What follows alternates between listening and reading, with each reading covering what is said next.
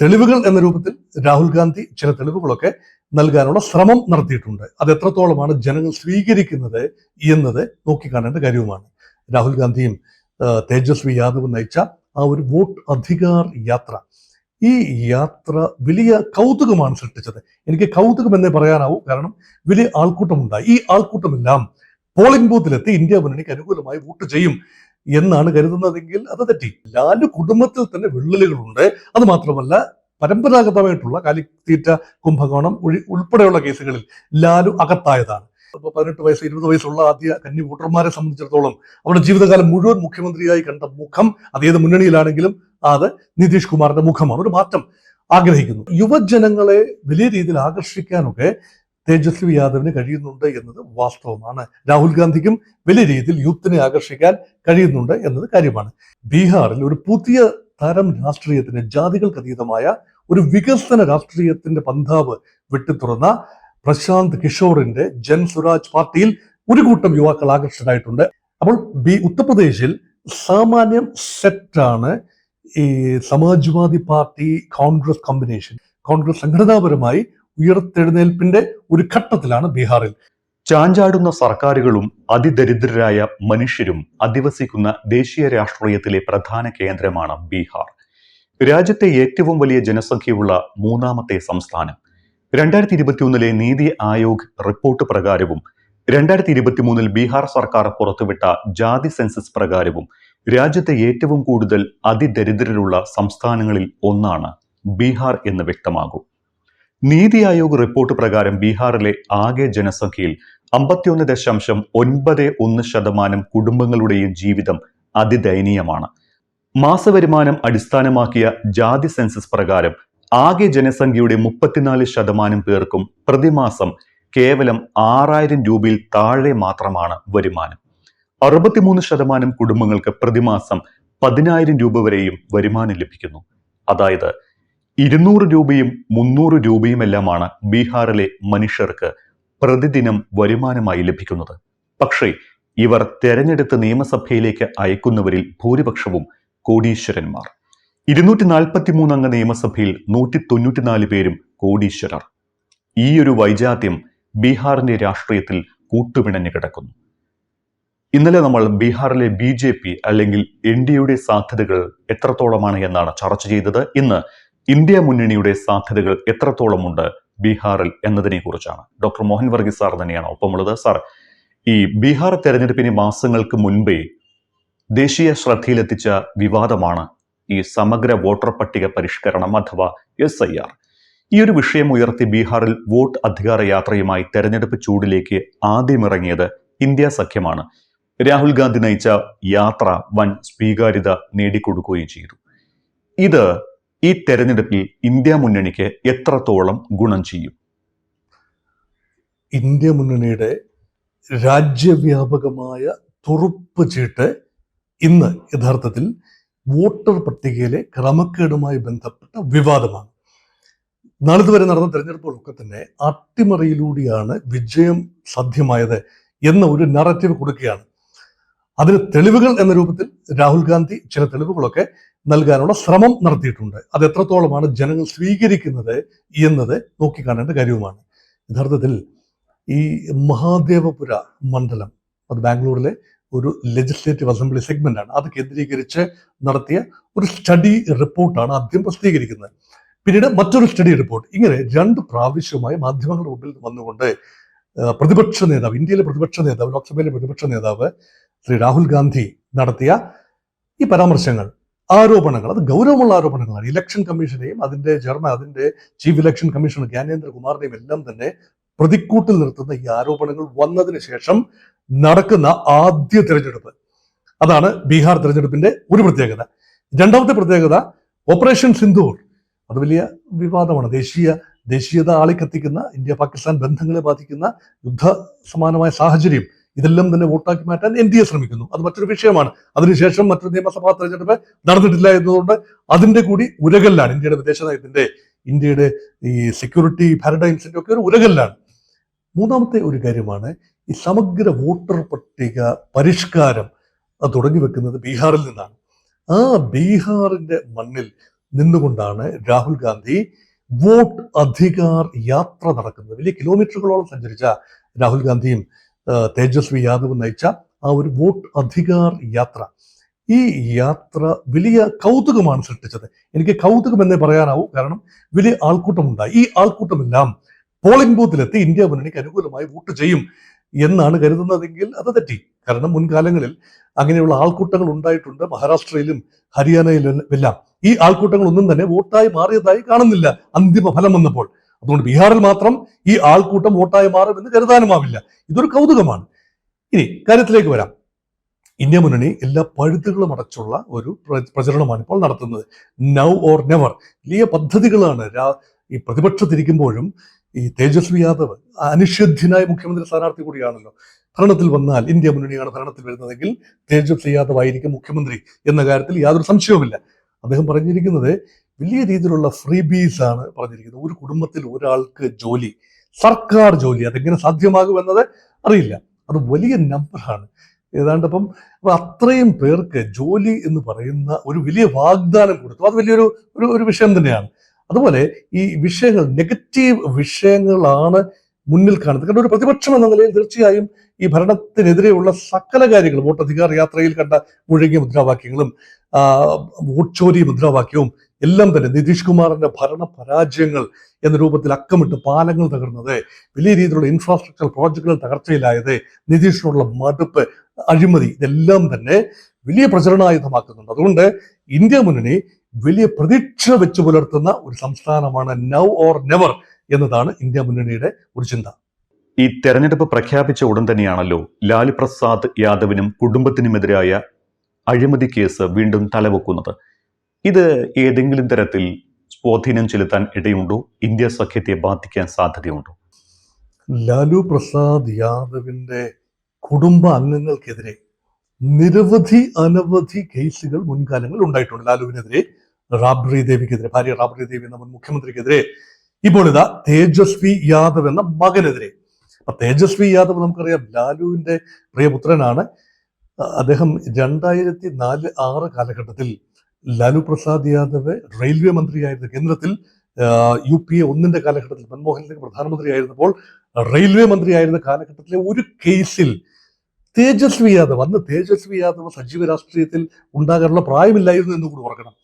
Tejashwi യാദവിനെ implicate ചെയ്തൊരു case 2007 CBI register ചെയ്യുകയും 2017 അത് പൊടി തട്ടിയെടുക്കുകയും ഇപ്പോഴിതാ വിചാരണ ഘട്ടത്തിലേക്ക് വന്നിരിക്കുന്നു. അതേതോ റെയിൽവേയുമായി ബന്ധപ്പെട്ട് ഏതാണ്ട് ഭൂമി ഇടപാട് കേസാണ്. അതിന് പ്രതിഫലമായി ചില നിയമനങ്ങൾ നടത്തിയതുമായി ബന്ധപ്പെട്ട് തേജസ്വി യാദവിന് ചില ഭൂമിയുടെ നിയന്ത്രണാവകാശം ലഭിച്ചു എന്ന മട്ടിലുള്ള ഒരു കേസാണ്. ആ കേസിന്റെ ന്യായ അന്യായങ്ങളിലേക്ക് പോകാൻ ഇപ്പോൾ നമുക്കാവില്ല. എങ്കിലും ഇങ്ങനെ ഒരു കേസ്, ഇത് ലാലു കുടുംബത്തിന് പുത്തരിയല്ല. ലാലുവിന്റെ മൂത്ത മകൻ തേജ് പ്രതാപ് യാദവിനെ കുടുംബത്തിൽ നിന്ന് തന്നെ പുറത്താക്കി. മറ്റൊരു സ്ത്രീയുമായി, ഒരു ഭോജ്പുരി നടിയുമായുള്ള ബന്ധം കാണിക്കൊണ്ട് അദ്ദേഹത്തെ പുറത്താക്കി. അദ്ദേഹത്തിന്റെ ഭാര്യയ്ക്ക്, ഈ ഭാര്യയുടെ സഹോദരിക്ക് സീറ്റ് നൽകിക്കൊണ്ട് ആ യാദവ കുടുംബത്തെ ലാലു സന്തോഷിപ്പിച്ച് നിർത്തുന്ന ഒരു കാഴ്ചയും കണ്ടു. ലാലു കുടുംബത്തിൽ തന്നെ ചില പൊട്ടിത്തെറികളുണ്ട്. ലാലുവിന്റെ മകൾ മീസ ഭാരതി, മീസ എന്നുള്ള പേരൊക്കെ വന്നത് വളരെ കൗതുകരമാണ്. അടിയന്തരാവസ്ഥ കാലത്ത് MISA, maintenance of internal security act, അത് പ്രഖ്യാപിച്ച് അതനുസരിച്ച് ലാലു തടവിലായിരുന്ന സമയത്ത് റാബ്രി ദേവിയിൽ ജനിച്ച കുട്ടി എന്ന നിലയിൽ മീസ ഭാരതി എന്ന പേര് വന്നു. അത് മൂത്ത മകളാണ്. മീസ ഭാരതി സ്വല്പം ഇടഞ്ഞു നിൽക്കുകയാണ്. മറ്റൊരു മകൾ, സിംഗപ്പൂരിലായിരുന്ന മറ്റൊരു മകൾ തിരിച്ചു വന്ന് രാഷ്ട്രീയത്തിൽ പ്രവേശിച്ചു. അവരും സ്വല്പം ഇടതടിച്ചു നിൽക്കുകയാണ്. ലാലു കുടുംബത്തിൽ തന്നെ വിള്ളലുകളുണ്ട്. അത് മാത്രമല്ല, പരമ്പരാഗതമായിട്ടുള്ള കാലിത്തീറ്റ, കുംഭകോണം ഉൾപ്പെടെയുള്ള കേസുകളിൽ ലാലു അകത്തായതാണ്. അപ്പൊ എക്കാലത്തും തെരഞ്ഞെടുപ്പ് സമയത്ത് ലാലു കുടുംബത്തിനെതിരെ ഉള്ള കേസുകൾ ഒരു ബാധ്യതയാകുമെന്ന് കരുതിയെങ്കിലും കാലാകാലങ്ങളിൽ അതൊക്കെ അതിജീവിക്കുന്ന, അവിടെ ഒന്നും അഴിമതിയൊന്നുമല്ല, തെരഞ്ഞെടുപ്പിനെ ബാധിക്കുന്ന വലിയ വിഷയം അഴിമതിയൊന്നുമല്ല എന്നുകൂടി ഓർക്കണം. അതുകൊണ്ടാണ് ലാലു കുടുംബത്തിനെതിരെയുള്ള കേസുകൾ, പ്രത്യേകിച്ച് തേജസ്വി യാദവിനെതിരെയുള്ള അഴിമതി കേസുകൾ കാര്യമായൊരു വിഷയമാകാനുള്ള സാധ്യത ഇപ്പോൾ കാണുന്നില്ല. ഇന്ത്യയിലെ പോലെ തന്നെ സീറ്റ് വിഭജനത്തിന്റെ കാര്യത്തിൽ വലിയ കല്ലുകടിയാണ് ഇന്ത്യ സഖ്യത്തിനകത്തും ഉണ്ടായിരുന്നത്. അവസാന മണിക്കൂറുകളിലാണ് ഇന്ത്യ സഖ്യത്തിൽ സീറ്റിന്റെ കാര്യത്തിൽ ഒരു ധാരണയിൽ എത്തുന്നത്. കോൺഗ്രസ് ഇത്തവണ വലിയ കടുംപിടുത്തമൊന്നും നടത്തിയിട്ടില്ല സീറ്റിന്റെ കാര്യത്തിൽ എന്ന് വേണമെങ്കിൽ പറയാം. ഇവിടെ വിജയിച്ചാൽ തേജസ്വി മുഖ്യമന്ത്രിയാകുമെന്ന് ഉറപ്പായിട്ടുണ്ട്. യുവ വോട്ടർമാർ തേജസ്വിയെ പിന്തുണയ്ക്കുമോ? എന്തായിരിക്കും യുവ വോട്ടർമാരുടെ നിലപാട്? വലിയ കൗതുകമാണ്. യുവ വോട്ടർമാർക്കിടയിൽ ഉണ്ടായ ഒരു വലിയ മടുപ്പുണ്ട്. ദീർഘകാലമായ ഒരു ഭരണം, നിതീഷ് കുമാറിന്റെ ഭരണം 20 വർഷം. പലപ്പോഴും അവർ ജീവിതകാലം മുഴുവൻ ആദ്യ വോട്ടർമാർ 18 വയസ്സ് 20 വയസ്സുള്ള ആദ്യ കന്നി വോട്ടർമാരെ സംബന്ധിച്ചിടത്തോളം അവരുടെ ജീവിതകാലം മുഴുവൻ മുഖ്യമന്ത്രിയായി കണ്ട മുഖം, അതേത് മുന്നണിയിലാണെങ്കിലും അത് നിതീഷ് കുമാറിന്റെ മുഖമാണ്. ഒരു മാറ്റം ആഗ്രഹിക്കുന്നു. അപ്പൊ യുവജനങ്ങളെ വലിയ രീതിയിൽ ആകർഷിക്കാനൊക്കെ തേജസ്വി യാദവിന് കഴിയുന്നുണ്ട് എന്നത് വാസ്തവമാണ്. രാഹുൽ ഗാന്ധിക്കും വലിയ രീതിയിൽ യൂത്തിനെ ആകർഷിക്കാൻ കഴിയുന്നുണ്ട് എന്നത് കാര്യമാണ്. അപ്പം യുവ വോട്ടർമാർ 35 വയസ്സിൽ താഴെയുള്ള വോട്ടർമാരുടെ എണ്ണം വളരെ കൂടുതൽ. 18 വയസ്സിനും 35 വയസ്സിനും ഇടയിലുള്ള വോട്ടർമാരുടെ എണ്ണം 30% വരും. അത് വലിയൊരു ഭാഗമാണ്. അപ്പൊ യുവജനങ്ങളെ ആകർഷിക്കാൻ കഴിയുന്ന ഒരുപാട് പദ്ധതികളൊക്കെയായി ഇൻകംബന്റ് ഗവൺമെന്റ് തീർച്ചയായും മുന്നോട്ട് വന്നു. അതുകൊണ്ട് പ്രതിപക്ഷത്ത് നിന്നുകൊണ്ട് യുവാക്കളെ ആകർഷിക്കാൻ വലിയ രീതിയിലുള്ള നീക്കം പ്രതിപക്ഷത്തും നടത്തുന്നു എന്നതാണ് വാസ്തവം. അതുകൊണ്ട് ഇപ്രാവശ്യം നേരത്തെ ഞാൻ സൂചിപ്പിച്ചു, MY കോമ്പിനേഷൻ, മഹിള ആൻഡ് യുവ ഒരു കോമ്പിനേഷനാണ് രണ്ട് പക്ഷത്തും, BJP NDA പക്ഷത്തും ഇന്ത്യ മുന്നണി പക്ഷത്തും ആകർഷിക്കുന്നത്. അതുകൊണ്ട് യുവാക്കളിലേക്ക് ശ്രദ്ധ കേന്ദ്രീകരിക്കുകയാണ്. അപ്പൊ യുവാക്കളുടെ മനസ്സ് എങ്ങനെ തിരിയും എന്നറിയാനാവില്ല. അവിടെയാണ് മൂന്നാമതൊരു ഫാക്ടർ കൂടിയുണ്ട്. യുവാക്കളെ ആകർഷിക്കാൻ സാധ്യതയുള്ള മൂന്നാമത്തെ ഒരു കോൺസെപ്റ്റ് ഉണ്ട്. അത് ഡൽഹിയിൽ കേജ്രിവാളിനോടൊപ്പം വരില്ല എങ്കിൽ പോലും ബീഹാറിൽ ഒരു പുതിയ തരം രാഷ്ട്രീയത്തിന്, ജാതികൾക്ക് അതീതമായ ഒരു വികസന രാഷ്ട്രീയത്തിന്റെ പന്താവ് വെട്ടിത്തുറന്ന പ്രശാന്ത് കിഷോറിന്റെ ജൻ സ്വരാജ് പാർട്ടിയിൽ ഒരു കൂട്ടം യുവാക്കൾ ആകർഷകരായിട്ടുണ്ട്. അവരുടെ വോട്ട് ജൻ സ്വരാജ് പാർട്ടിയിലേക്ക് നീങ്ങുകയാണെങ്കിൽ അത് ട്രഡീഷണൽ BJP വോട്ട് ബേസ് ആണോ, ട്രഡീഷണൽ ഇന്ത്യ മുന്നണി വോട്ട് ബേസ് ആണോ അഫക്റ്റഡ് ആകുക എന്നത് ഫലം വന്നു കഴിഞ്ഞാൽ മാത്രമേ അറിയാൻ സാധിക്കൂ. ജൻ സ്വരാജ് പാർട്ടിക്ക് ഒരുപക്ഷെ വിജയസാധ്യത ഇല്ലായിരിക്കാം. പക്ഷെ ആ പാർട്ടി കട്ട് ചെയ്യുന്ന യുവാക്കളിലൂടെ ആ പാർട്ടി ആകർഷിച്ചെടുക്കുന്ന വോട്ടുകൾ ആരുടെ സാധ്യതയാണ് തകിടം മറിക്കുന്നത് എന്ന് കാത്തിരുന്ന് കാണേണ്ടതുമാണ്. സർ, മറ്റൊരു കാര്യമുള്ളത്, ബീഹാറിൽ ജയിച്ചാലും തോറ്റാലും കോൺഗ്രസിന്റെ കാര്യം എന്താകും ദേശീയ രാഷ്ട്രീയത്തിൽ? ഒപ്പം തന്നെ രാഹുൽ ഗാന്ധിക്ക് വലിയ യാത്ര നടത്തിയ മനുഷ്യനാണ്. അതുകൊണ്ട് എന്തൊക്കെയായിരിക്കും ഒരുപക്ഷെ ജയിച്ചാൽ ഉണ്ടാകുന്ന മൈലേജ്, ഒരുപക്ഷെ തോറ്റു കഴിഞ്ഞാൽ അത് രാഹുൽ ഗാന്ധിക്ക് എങ്ങനെ ബാധിക്കും? രാഹുൽ ഗാന്ധിയെ സംബന്ധിച്ചിടത്തോളം ഹിന്ദി ഹൃദയഭൂമിയിൽ തൻ്റെതായ ഒരിടം, കോൺഗ്രസിൻ്റെതായ ഒരിടം സ്ഥാപിച്ചെടുക്കുക. ഹിന്ദി ഹൃദയഭൂമിയിലെ ഏറ്റവും പ്രധാനപ്പെട്ട രണ്ട് സംസ്ഥാനങ്ങളാണല്ലോ ബീഹാറും ഉത്തർപ്രദേശും. അപ്പോൾ ഉത്തർപ്രദേശിൽ സാമാന്യം സെറ്റാണ് ഈ Samajwadi party Congress combination, Akhilesh Yadav and Rahul Gandhi combination നല്ല വിജയകരമായി ലോക്സഭാ തെരഞ്ഞെടുപ്പിൽ നേട്ടം കൈവരിച്ചു. ഭൂരിപക്ഷം സീറ്റുകളും, ഈ 80 സീറ്റുകളുള്ള ലോക്സഭയിൽ ഉത്തർപ്രദേശിൽ അതിൽ 46 സീറ്റുകൾ നേടിയെടുക്കാൻ സാധിച്ചു എന്ന് പറയുമ്പോൾ, അത് മാത്രമല്ല വൻ ഭൂരിപക്ഷത്തിലാണ് കോൺഗ്രസിന്റെ പഴയകാല തട്ടകങ്ങൾ, അത് റായ്ബറേലിയും അമേഠിയും സുൽത്താൻപൂരും ഒക്കെയാണ്. ആ പ്രദേശങ്ങളിൽ ഗംഭീരമായ മുന്നേറ്റം നടത്താൻ സമാജ്വാദി പാർട്ടിയുടെ സഹായത്തോടു കൂടി കോൺഗ്രസിന് കഴിഞ്ഞു. രാഹുൽ ഗാന്ധിയുടെ ഭൂരിപക്ഷം തന്നെ റെക്കോർഡ് ഭൂരിപക്ഷമാണ് റായ്ബറേലിയിൽ. അപ്പൊ അതൊരു സൂചന ആണെങ്കിൽ ഉത്തർപ്രദേശിൽ നിന്നും ബീഹാറിലേക്ക് കൂടി സ്വാധീനം വ്യാപിപ്പിക്കുക. 59 സീറ്റ്, 61 സീറ്റാണ് നൽകിയത് മഹാഗഠബന്ധൻ. അതിൽ 61 സീറ്റുകൾ നൽകിയെങ്കിലും 2 സീറ്റുകൾ ഒരു സഖ്യകക്ഷിക്ക് കോൺഗ്രസ് മാറ്റി കൊടുക്കേണ്ടത് കൊണ്ട് 59 സീറ്റിൽ മത്സരിക്കുന്നു. വേണമെങ്കിൽ പറയാം, കഴിഞ്ഞ തവണ 2020 70 സീറ്റ് മത്സരിച്ച് 19 സീറ്റിൽ മാത്രമേ വിജയിക്കാൻ കഴിഞ്ഞുള്ളൂ. ഇപ്രാവശ്യം കുറച്ചുകൂടി വിജയസാധ്യതയുള്ള സീറ്റുകളാണ് കോൺഗ്രസ് ചോദിച്ചു വാങ്ങിയിരിക്കുന്നത്. അവിടെയും 51 സീറ്റിലേക്ക് ചുരുങ്ങി, 70 നിന്നും 59 ചുരുങ്ങി. എത്ര സീറ്റാണ് വിജയിക്കുക എന്നത് തീർച്ചയായും രാഹുൽ ഗാന്ധിയുടെ ഒരു അഭിമാന പ്രശ്നമാണ്. കഴിഞ്ഞ പ്രാവശ്യം നോക്കൂ, സഖ്യത്തിൽ രാഷ്ട്രീയ ജനതാദളിന്റെ സ്ട്രൈക്ക് റേറ്റ് വളരെ മെച്ചമായിരുന്നു. മത്സരിച്ച സീറ്റുകളിൽ പകുതിയിലധികവും ജയിക്കാൻ അവർക്ക് കഴിഞ്ഞു. പക്ഷെ കോൺഗ്രസ് അമ്പേ പരാജയപ്പെട്ടു. മത്സരിച്ച സീറ്റുകളുടെ 3/1 താഴെ സീറ്റുകളിൽ മാത്രമേ വിജയിക്കാൻ കഴിഞ്ഞുള്ളൂ. അതുകൊണ്ടാണ് യഥാർത്ഥത്തിൽ ഈ ഭൂരിപക്ഷം ലഭിക്കാനാവാതെ പോയതും ഭരണത്തിലെത്താനാവാതെ പോയത് കോൺഗ്രസിന്റെ കഴിവുകേടാണ്, കഴകക്കേടാണ് എന്നൊരു ആരോപണം കേൾക്കേണ്ടി വന്നു. ഇപ്രാവശ്യം ആ ഒരു ആരോപണത്തിന്റെ കറ മായ്ച്ചു കളയേണ്ടതുണ്ട്. കോൺഗ്രസ് സംഘടനാപരമായി ഉയർത്തെഴുന്നേൽപ്പിന്റെ ഒരു ഘട്ടത്തിലാണ് ബീഹാറിൽ. അത് പൂർണ്ണമായി ഉയർത്തെഴുന്നേൽപ്പ് എന്ന് പറയാനാവില്ല. കാരണം ബൂത്ത് തലത്തിൽ മുതലുള്ള പ്രവർത്തനങ്ങൾ ഏകോപിപ്പിക്കാൻ കഴിയുന്ന നേതാക്കൾ അവിടെ ഇല്ല. അതിന് പറ്റുന്ന ഒരു സംവിധാനമില്ല. പക്ഷെ രാഹുൽ ഗാന്ധി ഏറെ സമയം ബീഹാറിൽ ചെലവഴിച്ചു എന്ന് പറയുമ്പോൾ ഈ കോൺഗ്രസിന്റെ പാൻ ഇന്ത്യ തലത്തിലെ തിരിച്ചുവരവിനെ ഉത്തരേന്ത്യയിലെ അവരുടെ ബേസ് തിരിച്ചു പിടിക്കണം. ഇപ്പോൾ ഒരു പ്രായോഗിക നിലപാടെന്ന നിലയിൽ ജൂനിയർ പാർട്ണറായി, അതായത് പ്രധാനപ്പെട്ട പ്രാദേശിക കക്ഷികളുടെ ചിറകിൻ കീഴിൽ ജൂനിയർ പാർട്ണറായി ഒതുങ്ങി നിന്നുകൊണ്ട് കൺസോളിഡേറ്റ് ചെയ്യാൻ, തങ്ങളുടെ ബേസ് കൺസോളിഡേറ്റ് ചെയ്യുക എന്ന തന്ത്രം മാത്രമേ പയറ്റാനാവൂ. അത് എത്രത്തോളം ഏകോപനത്തോടു കൂടി പയറ്റാനാവും എന്നതനുസരിച്ചിരിക്കും കോൺഗ്രസിന്റെ ഭാരതത്തിലെ മൊത്തത്തിലുള്ള ഭാവി. ബീഹാറിൽ ഏറ്റവും എടുത്തു പറയേണ്ടത് പ്രശാന്ത് കിഷോറിനെ കുറിച്ചാണ്. പ്രശാന്ത് കിഷോർ മത്സരിക്കാനില്ല എന്ന് പറഞ്ഞിട്ടുണ്ട്. പക്ഷേ ജൻ സ്വരാജ് പാർട്ടി മത്സരിക്കുന്നുണ്ട്. ഈ ജൻ സ്വരാജ് പാർട്ടി ആരുടെ വോട്ടുകൾ, ആരുടെ കോട്ടയാകും പിടിച്ചെടുക്കാൻ പോകുന്നത്? ഒരു 3 രീതിയിൽ പ്രശാന്ത് കിഷോറിനെ നമുക്ക് കാണാം. തന്റെ ജീവിതത്തിന്റെ ആദ്യ ഭാഗത്ത് അദ്ദേഹം ഒരു സെഫോളജിസ്റ്റ് എന്ന നിലയിലാണ് രംഗത്ത് വരുന്നത്. തെരഞ്ഞെടുപ്പുകൾ അവലോകനം ചെയ്യുക, കൃത്യമായി ശാസ്ത്രീയമായി അവലോകനം ചെയ്ത് ഏത് പാർട്ടിക്കാണ് ജയിച്ചു വരാനാവുക എന്ന പ്രവചനം നടത്തുക. അത് പ്രണോയ് റോയ് ഒക്കെ ചെയ്തിരുന്നത് പോലെ. പിന്നീട് അദ്ദേഹം ഒരു തന്ത്രജ്ഞനായി മാറി. ഏതെങ്കിലും ഒരു പാർട്ടിക്ക് വേണ്ടി തെരഞ്ഞെടുപ്പ് തന്ത്രം ഒരുക്കുന്ന ഒരു ചാവേറായി മാറി. അതായത് യഥാർത്ഥത്തിൽ പറഞ്ഞാൽ തച്ചോളി ഉദയനൻ ഒരിക്കലും ഒരു രാജാവായിരുന്നില്ലല്ലോ, ഒരു ഇടപ്രഭുവായിരുന്നില്ലല്ലോ, അദ്ദേഹം ഒരു ചേകവർ മാത്രമായിരുന്നു. അങ്ങനെയുള്ള ഏതെങ്കിലും രാജാവിന് വേണ്ടി അംഗം വെട്ടുന്ന, തന്ത്രങ്ങൾ ഒരുക്കുന്ന ഒരു ചേകവരായി മാറി. അങ്ങനെയാണ് പ്രശാന്ത് കിഷോർ ഇന്ത്യ മുന്നണിയിലെ ചില കക്ഷികൾക്ക് വേണ്ടിയും പിന്നീട് ദേശീയ ജനാധിപത്യ സഖ്യത്തിന് വേണ്ടി മോദി നമ്പർ 1 അത് 2014 ദേശീയ തലത്തിൽ നരേന്ദ്രമോദിയുടെ തെരഞ്ഞെടുപ്പിന് വലിയ രീതിയിൽ തന്ത്രങ്ങൾ ഓതിക്കൊടുത്തത് ചായ് പേ ചർച്ച ഉൾപ്പെടെ. മണിശങ്കർ അയ്യർ ഈ AICC ഓഫീസിൽ ചായ കൊടുക്കാനുള്ള യോഗ്യതയെ മോദിക്കുള്ളൂ എന്ന് പറഞ്ഞ നെഗറ്റീവ് റിമാർക്കിനെ എടുത്തുകൊണ്ട് ചായ് പേ ചർച്ചകൾ രാജ്യമാസകലം ഓർഗനൈസ് ചെയ്ത് BJPക്കും നരേന്ദ്രമോദിക്കും മെച്ചപ്പെട്ടൊരു പ്രതിച്ഛായ ഉണ്ടാക്കി കൊടുത്ത തന്ത്രശാലിയായ ഒരു വ്യക്തിത്വമാണ് പ്രശാന്ത് കിഷോർ. അതിനുശേഷം അദ്ദേഹം കളം മാറി.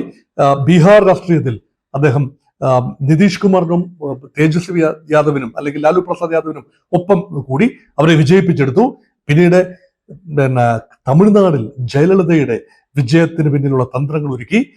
എന്തിന് ആന്ധ്രാപ്രദേശിൽ ജഗൻമോഹൻ റെഡ്ഡിക്ക് YSR കോൺഗ്രസിന്റെ വിജയതന്ത്രങ്ങൾ ഒരുക്കിയതിൽ, ബംഗാളിൽ പശ്ചിമ ബംഗാളിൽ മമതാ ബാനർജിക്ക് വീണ്ടും അധികാരത്തിൽ വരാനുള്ള തന്ത്രങ്ങൾ ഒരുക്കിയതിനെല്ലാം പിന്നിൽ, അപ്പോൾ ഒരൊറ്റ പാർട്ടിയുടെ പിന്നിൽ മാത്രമല്ല പല പാർട്ടികളുടെ പിന്നിലും തന്ത്രമൊരുക്കുന്ന പ്രധാന കൂർമ്മ ബുദ്ധിയായി പിന്നീടുള്ള ഇന്നിങ്സിൽ പ്രശാന്ത് കിഷോറിനെ കണ്ടു. ഇപ്പോഴിതാ കഴിഞ്ഞ ഒരു വർഷമായി ഗാന്ധി ജയന്തി ദിനം 2024 ഒക്ടോബർ 2-ാം ദിനം അദ്ദേഹം അദ്ദേഹത്തിൻ്റെതായ ഒരു രാഷ്ട്രീയ കക്ഷി രൂപീകരിച്ചു, ജൻ സ്വരാജ് പാർട്ടി, അദ്ദേഹത്തിന്റെ മാതൃ സംസ്ഥാനമായ ബീഹാറിൽ. അങ്ങനെ ബീഹാറിന്റെ മണ്ണിൽ അദ്ദേഹം പുതിയ ഒരു ഇന്നിങ്സ് തുറക്കുകയാണ്. ഒരു രാഷ്ട്രീയക്കാരൻ എന്ന നിലയിലെ ഇന്നിങ്സ് തുറക്കുകയാണ്. പക്ഷെ ജാതി രാഷ്ട്രീയം ഉറഞ്ഞു തുള്ളുന്ന ബീഹാറിൽ ഇദ്ദേഹം മുന്നോട്ട് വയ്ക്കുന്നത് ജാതിക്ക് അതീതമായ വികസനത്തിന്റെ ഒരു രാഷ്ട്രീയമാണ്. കേട്ടാൽ നല്ലതാണെന്ന് തോന്നാം, പക്ഷെ ആ പരിപ്പ് ബീഹാറിന്റെ ചട്ടിയിൽ വേവുമോ എന്നത് മറ്റൊരു മഹാചോദ്യമാണ്. ഇപ്പോൾ അദ്ദേഹത്തോട് ചോദിക്കുന്നു, അദ്ദേഹത്തിന് മുഖ്യമന്ത്രി പദത്തിലേക്ക് അദ്ദേഹത്തെ കാണാൻ താല്പര്യപ്പെടുന്ന 23% ആളുകളുണ്ട്. അത് വലിയ നമ്പറാണ്, അതൊരു കൗതുകത്തിനൊക്കെ പറയുന്നതാണ്. പക്ഷെ അദ്ദേഹത്തിന് പാർട്ടി ഉണ്ടോ എന്ന് ചോദിച്ചാൽ, പാർട്ടി ഗ്രാസ് റൂട്ട് ലെവലിൽ സപ്പോർട്ട് ഉണ്ടോ എന്ന് ചോദിച്ചാൽ, കീഴ് ഘടകങ്ങൾ ഉണ്ടോ എന്ന് ചോദിച്ചാൽ, അറിയപ്പെടുന്ന നേതാക്കളുണ്ടോ എന്ന് ചോദിച്ചാൽ ഇല്ല ഇല്ല ഇല്ല എന്നാണ് ഉത്തരം. അങ്ങനെയെങ്കിൽ അദ്ദേഹത്തിന് വ്യക്തിപരമായി ലഭിക്കുന്ന പിന്തുണ എങ്ങനെയാണ് ബൂത്ത് ലെവലിൽ വോട്ടാക്കി മാറ്റിയെടുക്കുക? വലിയ ചോദ്യമാണ്. അതുകൊണ്ടാണ് അദ്ദേഹത്തോട് ചോദിക്കുകയാണ്, ആരാകും മുഖ്യമന്ത്രി? അദ്ദേഹം പറയുന്നു, പത്രലേഖകരോട് അദ്ദേഹം പറയുകയാണ്, താൻ മുഖ്യമന്ത്രി ആകുമെന്ന് പറയുന്നില്ല, പക്ഷേ നിതീഷ് കുമാർ മുഖ്യമന്ത്രി ആവില്ല. ഒരുപക്ഷെ അദ്ദേഹം ഉദ്ദേശിക്കുന്ന BJP നിതീഷ് കുമാറിനെ വെട്ടി മുഖ്യമന്ത്രിയാകാൻ ശ്രമിക്കുമെന്നാകാം, അല്ല എങ്കിൽ ദേശീയ ജനാധിപത്യ സഖ്യം പരാജയപ്പെടുമെന്നാകാം. തന്റെ തന്നെ പാർട്ടിയുടെ സാധ്യത ചോദിക്കുമ്പോൾ പറയുന്നത്, ഒന്നുകിൽ തന്റെ പാർട്ടി 120-130 സീറ്റിൽ ജയിക്കും, അത് മതിയല്ലോ വിജയിച്ച് മന്ത്രിസഭ ഉണ്ടാക്കാൻ. അത് മതിയാവില്ല, അത് പോരാ, എനിക്ക് 150 സീറ്റിൽ ജയിക്കാനാണ് ആഗ്രഹം. 243 അംഗ നിയമസഭയിൽ. ഇതൊരു അതിര് കടന്ന ആത്മവിശ്വാസമാണ്. അദ്ദേഹം അതേ ശ്വാസത്തിൽ പറയുന്നു, അല്ല എങ്കിൽ ഒരുപക്ഷെ എന്റെ പാർട്ടി 10 സീറ്റിലേക്ക് ഒതുങ്ങാം. രണ്ടാമത് പറഞ്ഞത് സാധിക്കാനാണ് സാധ്യത. 10 സീറ്റിലേക്ക്, അതിന് അടുത്തുള്ള ഒരു സീറ്റിലേക്ക് ഒതുങ്ങാനാണ് സാധ്യത. അങ്ങനെ വന്നാൽ അദ്ദേഹത്തിന് ലഭിക്കുന്ന വോട്ടുകൾ ആരുടെ വോട്ടാണ്? ഒന്ന് അർബൻ മെട്രോപൊളിറ്റൻ വോട്ടുകളാണ്. പട്ന സിറ്റിയിലും ചുറ്റുപാടുമുള്ള പ്രദേശങ്ങളിലെ അർബൻ യൂത്ത്, ഒരുപക്ഷെ പരമ്പരാഗത ജാതി രാഷ്ട്രീയം മടുത്തു, ഐഡന്റിറ്റി പോളിറ്റിക്സിൽ മടുത്ത ആളുകൾ ഒരുപക്ഷെ പുതിയൊരു പരീക്ഷണത്തിന് സന്നദ്ധമായേക്കാം. ഒന്ന്. രണ്ട്, ഒരു പക്ഷേ അദ്ദേഹത്തിൻ്റെതായ ഒരു ബേസ് ഉണ്ട്. അദ്ദേഹം മുന്നോക്ക വിഭാഗത്തിൽ പെടുന്ന ആൾ കൂടെ ആയതുകൊണ്ട് ഈ BJP മുന്നോക്ക വിഭാഗത്തിന്റെ ഒരു ചെറിയ സെഗ്മെന്റിന്റെ എങ്കിലും വോട്ട് അദ്ദേഹം പ്രതീക്ഷിക്കുന്നു. അങ്ങനെ ചിന്തിക്കുന്ന ആളുകളുണ്ട്. പക്ഷെ കൂടുതൽ പേരും ചിന്തിക്കുന്നത് BJP ഒരു ബി ടീമാണ്. BJP വിശാല പദ്ധതി ഇന്ത്യ മുന്നണിയിലെ സെലക്ട് സ്ഥാനാർത്ഥികളെ പരാജയപ്പെടുത്താൻ കൃത്യമായി പ്ലേസ് ചെയ്യുന്ന ട്രോജൻ ഹോഴ്സസ് ആണ്. അങ്ങനെ ചിന്തിക്കുന്നവരുമുണ്ട്. അതുകൊണ്ട് ഏത് പാർട്ടിയുടെ വോട്ടാണ് കൃത്യമായി ഇദ്ദേഹം പിടിക്കാൻ പോകുന്നത്? ഇദ്ദേഹം പിടിക്കും, വോട്ടുകൾ പിടിക്കും ഉറപ്പായി. പക്ഷെ ഇദ്ദേഹത്തിന് ജയിച്ചു വരാൻ കഴിഞ്ഞില്ല എങ്കിലും, ജൻസ്വരാജ് പാർട്ടിക്ക് ഭരിക്കാനായില്ല, ജയിച്ചു വരാൻ കഴിഞ്ഞില്ല എങ്കിൽ പോലും അദ്ദേഹം വിജയ പരാജയങ്ങളെ ബാധിക്കുന്ന ഘടകമാണ്. പ്രത്യേകിച്ച് 3000 വോട്ടിൽ താഴെ കഴിഞ്ഞ തെരഞ്ഞെടുപ്പിൽ ഈ ഏതാണ്ട് 35ഓളം നിയമസഭാ സെഗ്മെന്റിലാണ് 3000 വോട്ടിൽ താഴെയുള്ള ഭൂരിപക്ഷത്തിന് ഏതെങ്കിലും ഒരു സ്ഥാനത്ത് ജയിച്ചു വന്നത്. അപ്പൊ ജയപരാജയങ്ങൾ നിശ്ചയിക്കുന്നത് ഇത്രയും വെയ്ഫർ തിൻ മാർജിനാണെന്ന് ഓർക്കണം. 7.5 കോടി വോട്ടർമാരുള്ള സംസ്ഥാനത്ത് ഈ 35 സീറ്റിൽ 3000 താഴെ വോട്ടിന്റെ ചെറിയ മാർജിന് വിജയപരാജയങ്ങൾ നിശ്ചയിക്കപ്പെടുന്ന ബീഹാറിൽ ജൻസ്വരാജ് പാർട്ടിക്ക് ലഭിക്കുന്ന വോട്ടുകൾ തീർച്ചയായും ഫലമാകമാനം അട്ടിമറിക്കാൻ പര്യാപ്തമാണ് എന്നുകൂടി പറയേണ്ടതുണ്ട്. എന്തായാലും വളരെയധികം നന്ദി സാർ. ഇന്നലെ നമ്മൾ ഇന്ത്യ സഖ്യത്തിന്റെ വിജയ സാധ്യതകളെ കുറിച്ച് സംസാരിച്ചു. ഇന്ന് ഇന്ത്യ സഖ്യത്തിന് എത്രത്തോളം പ്രതീക്ഷകൾ ഉണ്ട് എന്നാണ് നമ്മൾ ചർച്ച ചെയ്തത്. എന്തായാലും ഇനിയും ദിവസങ്ങളുണ്ട് ഇലക്ഷന്. കാര്യങ്ങളെല്ലാം മാറി മറിയാം. ഒന്നുകൂടി തെരഞ്ഞെടുപ്പിന്റെ ചൂട് മുറുകുമ്പോൾ ഈ വിഷയവുമായി ബന്ധപ്പെട്ട് വീണ്ടും ചർച്ചയുണ്ടാവും. നന്ദി.